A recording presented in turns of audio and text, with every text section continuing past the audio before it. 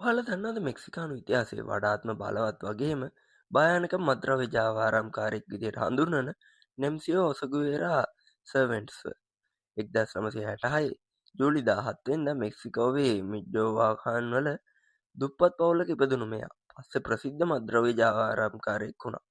මෙයා මිනිස්සු හඳුන්වන්නේ එල් මෙන්චෝ කියන නමින්. මේ නම කිව්වම ඔයාලටත් මතක් වුණාද අපි අද කතා කරන්න යන්නේ කා ගැනද කියලා.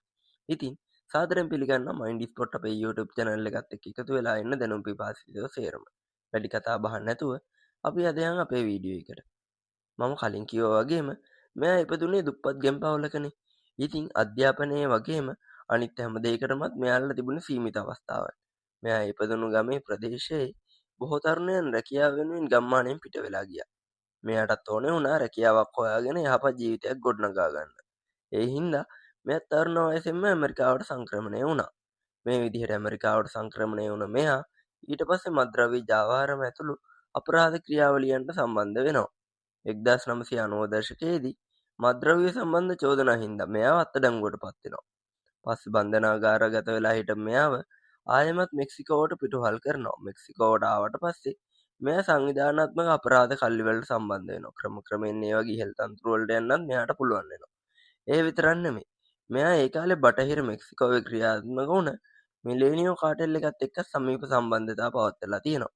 ඉතින් අභ්‍යන්තර ගැටුම් වගේම රාජ්‍ය මර්ධනයත් හින්දා මෙක්සිකෝවේ පරණ අපරාධ කල්ලි දුර්වල වුණාම එල්මෙන්චෝ, හලිස්කෝ නිව් ජෙනරේෂන් කාටර් එහෙම නැත්නම් CJNG විදිහට හඳුන්වපු අලුත් වගේම ගොඩක් ප්‍රචණ්ඩකාරී සංවිධානය පිහිටවන්න උදව් වුණා. මෙයාගේ නායකත්වය යටතේ මේක මෙක්සිකෝවේ වඩාත්ම බලවත් අපරාධ කණ්ඩායම් බවට පත් වුණා. ප්‍රාන්ත රැසකම මෙයාලා තමන්ගේ අපරාධ මෙහෙයුම් ව්‍යාප්ත කරා. මෙතම් පෙටමින් කොකේන් වගේ මත්ද්‍රව්‍ය නිෂ්පාදනය කරන්න වගේම බෙදා හරින්නත් මෙයාලා සම්බන්ධ වුණා. මෙක්සිකානු රජය එල්මෙන්චෝව අල්ලගන්න මෙහෙයුම් දියත් කරා වුණාට අවුරුදු ගානක්ම මෙයා මෙහෙයුම් වලින් බේරලා යන්න සමත් වෙලා තියෙනවා. ඉතින් මෙයා ලෝකේ පුරා වැඩිපුරම හොයන පලා ගිය අපරාධකාරයා බවට පත් වුණා. ඉතින් ඔයාලා මොකද හිතන්නද අපේ වීඩියෝ එක ගැන? ඔයාලගේ අදහසත් අපිට කියන්න. ඒ වගේ මයින්ඩ් ස්පොට් අපේ YouTube channel එක subscribe කරන්න අමතක කරන්න එපා. ඔයාලා හැමෝටම සුබ දවසක්.